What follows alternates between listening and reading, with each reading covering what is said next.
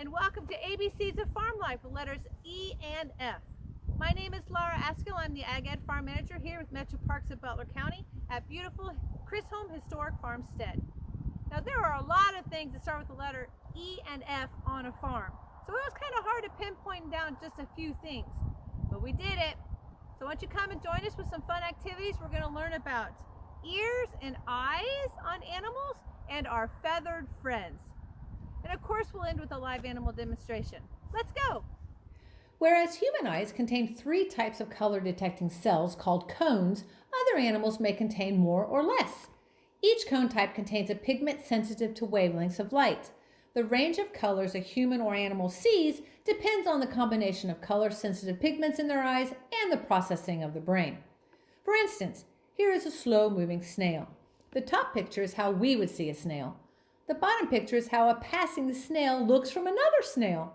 Although the eyes of garden snails can't focus or see color, they can make out movements and shading.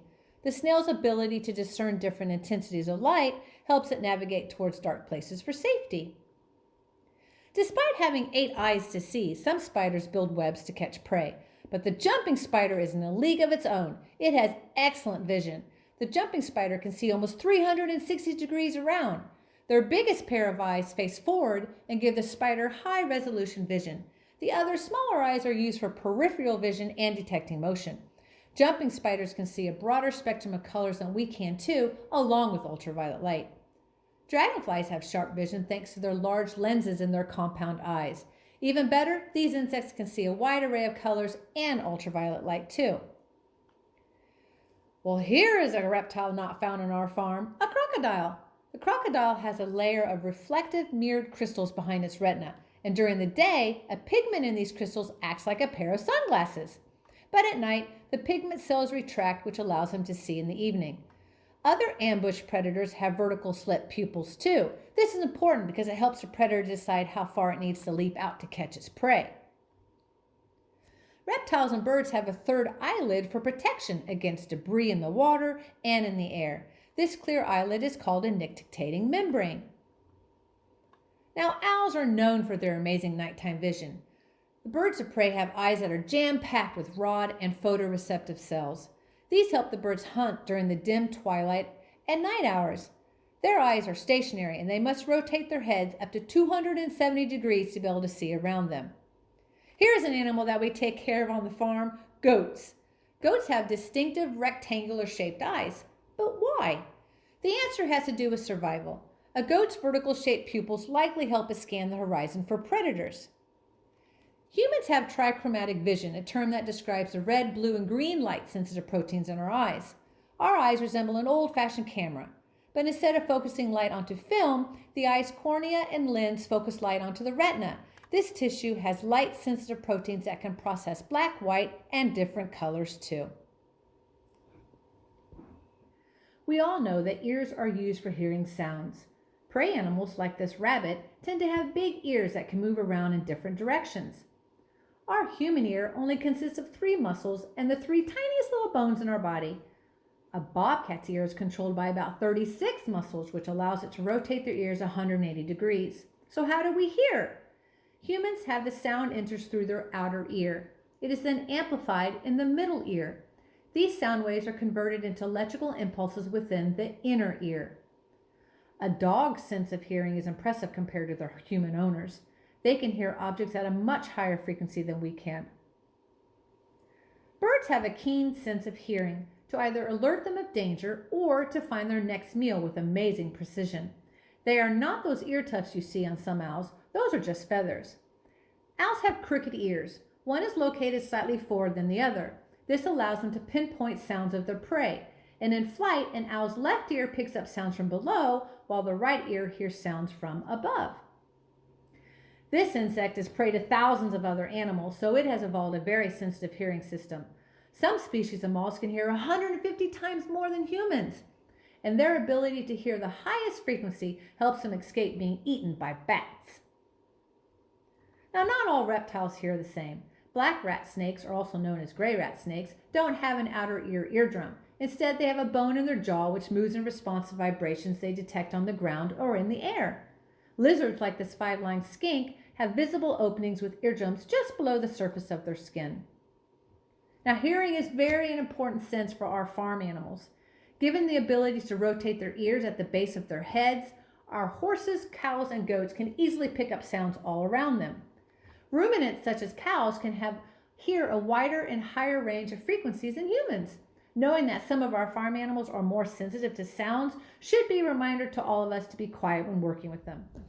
Even though animals don't have spoken words, they are constantly communicating with their body language, cues, and sounds. So how does an animal communicate to others with their ears and their eyes and their other body language besides being vocal? In the next slide is at the top or the bottom horse that seems to be calm and relaxed. The bottom. Her head is lowered, her ears are in neutral position, and her eyes are almost closed. Now when one ear is facing forward and another is turned back, that means the horse is listening and trying to determine where a sound is coming from. Which picture here shows a scared horse? The left one. Notice the whites of its eyes showing? They will also toss their heads and try to retreat. So how do you think this horse feels? Well, step away, because if a horse's ears are pinned straight back, they are feeling angry and may kick in an aggressive manner. Do goats communicate with their ears and eyes? Well, of course. How do you think this goat feels? Well, wake her up. She's sleeping and therefore relaxed. Her legs are folded underneath and her ears are in a neutral position. She feels safe in her environment.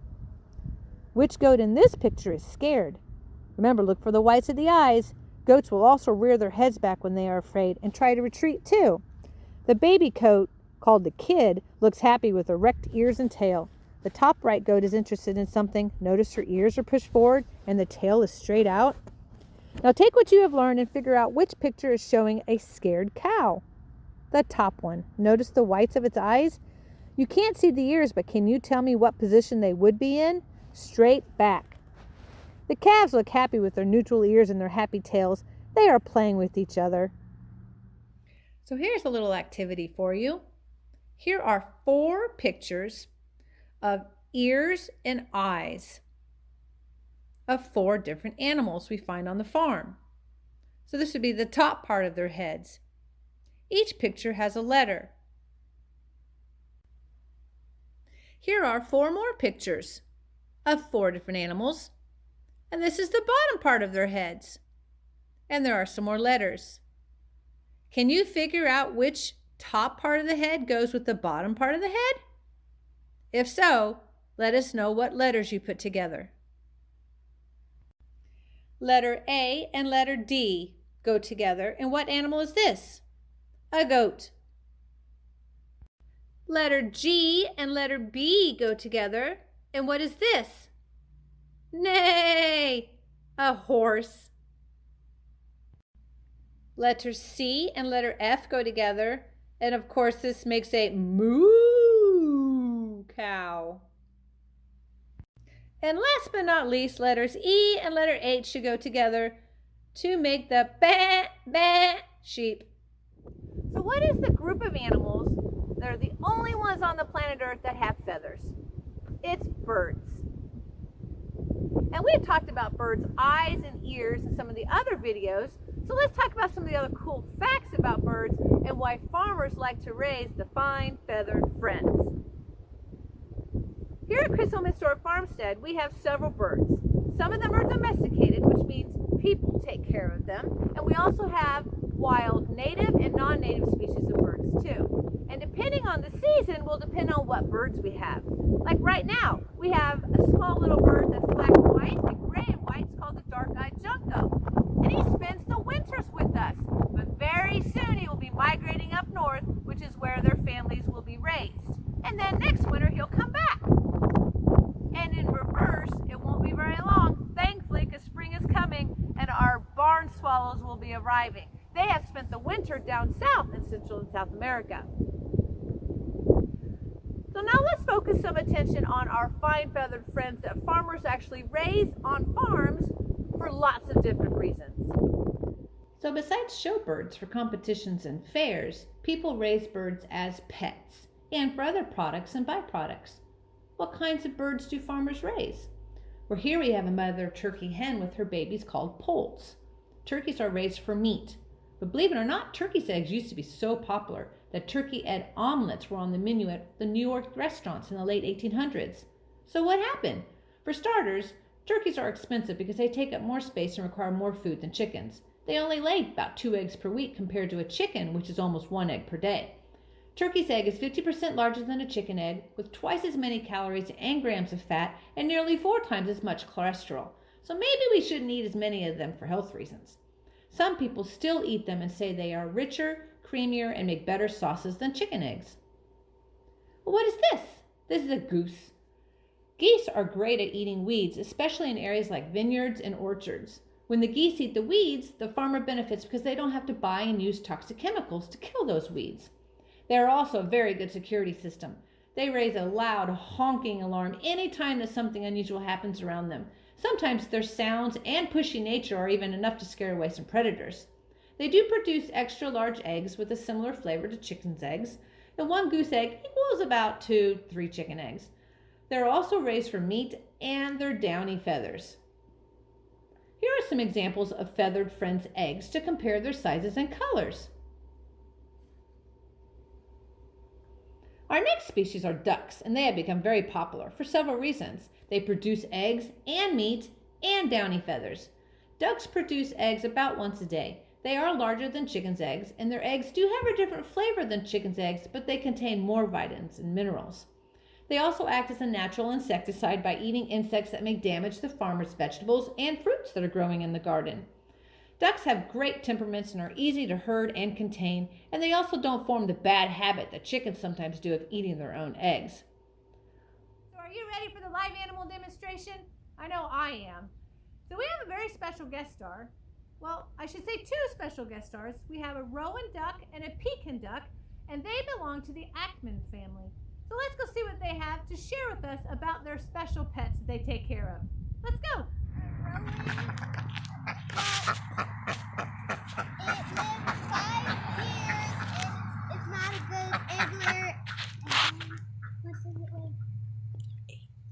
And it weighs 8 pounds. This duck, her name is Elsa. She lives 5 to 8 years. She's a good egg layer and is about 11 pounds.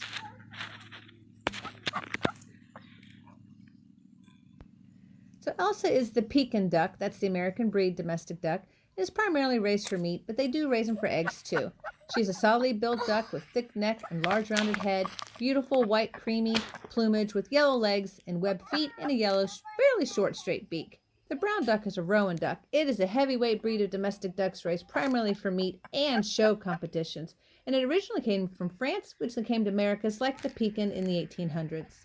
Wow, we sure have covered a lot in this ABCs of Farm Life celebrating letters E and F.